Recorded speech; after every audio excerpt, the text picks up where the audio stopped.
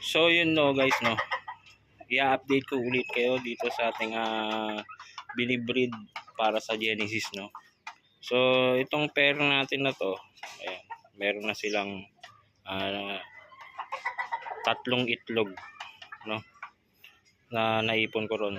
Tapos yung dito sa ating golden boy, so meron siyang dalawang itlog pero hindi ko sure kung may laman yun no. Kasi hindi ko nakikitang nakakasampa diyan yung hatch gray natin. Kaya hiniwalay ko na yung hatch gray no. So pinagpahinga ko lang ng ilang araw yan. At dito ko na siya pinasasampa. Ito na yung umaasawa sa kanya no. Itong 5K natin. Ayan. Bali ang inaasawa nito dalawa. Itong tornado hatch natin na galing kay SP at itong golden boy natin from Red Game Farm. Ayan. Ayan. Mga authentic yan guys. Authentic Red Game Farm. So ito nga pala guys no, kung dun sa mga hindi nakakaalam, ito ay napanalunan natin sa seminar, yung parapol nila sa seminar yung GMP. Ayan, at Thunderbird yan. Ayan yung napanalunan natin pulit.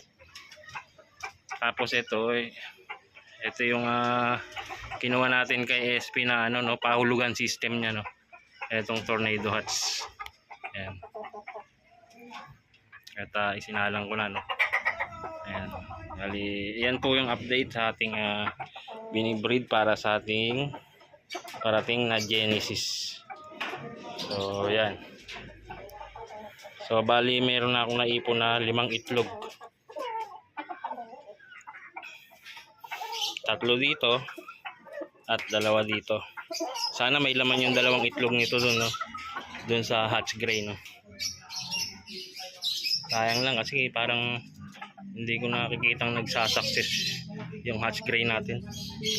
Kasi baldado nga yung kanan. Hindi siya makasampa ng maayos. So yun no, yun ang update dito sa ating breeding for Genesis. At ito yung mga going to 4 months natin. Ayan sila.